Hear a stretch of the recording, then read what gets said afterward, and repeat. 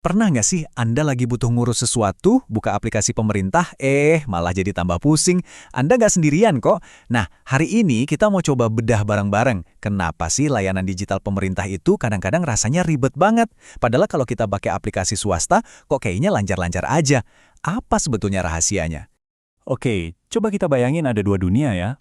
Di dunia pertama ada aplikasi A. Formulirnya, woi panjang banget, bahasanya kaku, terus sering banget error pas di-submit.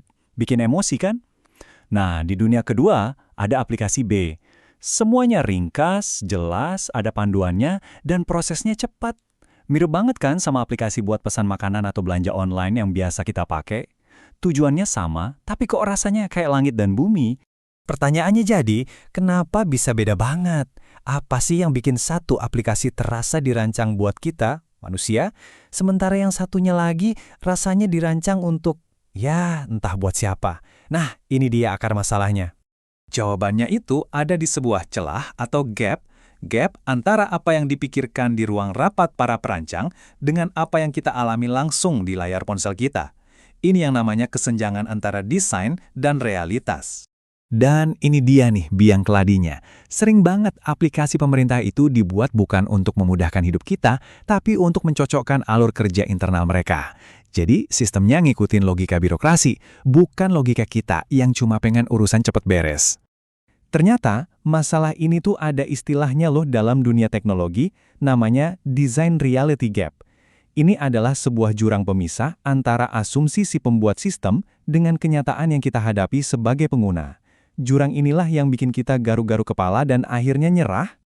Tapi tenang, setiap masalah pasti ada solusinya. Dan solusinya ini sebenarnya simple banget. Namanya adalah user-centered design, atau kalau kita Indonesiakan, desain yang berpusat pada pengguna. Kuncinya cuma satu, menempatkan manusia sebagai pusatnya. Jadi apa sih user-centered design itu? Gampangnya gini, logikanya kita balik total. Bukan kita yang harus pusing-pusing belajar cara pakai sistem yang rumit, tapi justru sistemnya yang harus dirancang biar pas sama cara kita berpikir dan bertindak. Fokusnya 100% ke kita, si pengguna. Analoginya tuh kena banget. Coba bayangin kita bikin pintu. Kalau sampai ada orang yang butuh buku panduan cuma buat buka pintu itu, artinya desain pintunya gagal total kan? Nah, layanan digital juga harusnya gitu, intuitif. Kalau kita sampai harus nonton tutorial di YouTube dulu cuma buat daftar, itu tandanya ada yang salah sama desainnya. Terus, gimana cara kerjanya? Gimana cara kita menerapkan desain yang berpusat pada pengguna ini? Sebenarnya ada 4 prinsip utama yang jadi pegangannya. Yuk kita lihat satu-satu. Pertama, mulailah dari kebutuhan kita, para pengguna, bukan dari kebutuhan internal instansinya. Kedua, bangun dengan empati. Coba pahami, nggak semua orang punya koneksi internet super cepat atau ponsel paling canggih.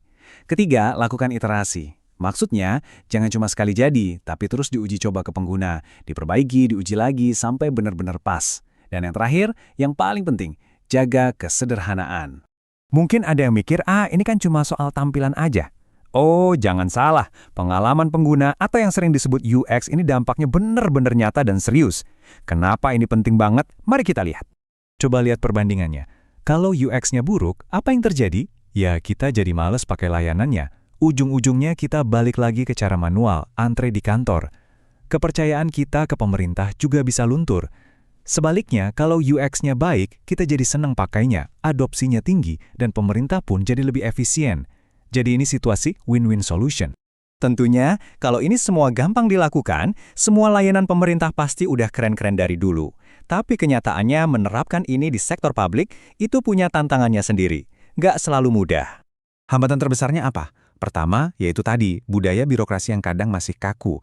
Terus, tantangan melayani semua lapisan masyarakat. Bayangin aja, penggunanya itu kan dari anak muda di kota besar yang super tech-savvy, sampai kayak nenek kita di desa yang mungkin baru kenal smartphone. Membuat satu layanan yang cocok untuk semua itu, wah bukan pekerjaan gampang. Jadi, apa yang harus kita lakukan? Visinya ke depan itu bukan soal membangun tembok digital yang makin canggih dan rumit, tapi justru sebaliknya, membangun jembatan digital yang simpel dan bisa menghubungkan pemerintah dengan warganya. Kutipan ini benar-benar merangkum semuanya. Buat apa kita punya jembatan yang megah dan arsitekturnya canggih, kalau ternyata nggak ada orang yang bisa atau mau lewat di atasnya?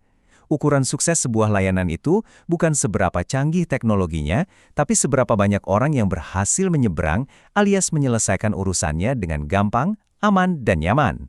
Jadi, pada akhirnya kesimpulannya sederhana banget, masa depan layanan publik digital itu bukan melulu soal teknologi, ini tentang mengembalikan fokus kita kepada manusia.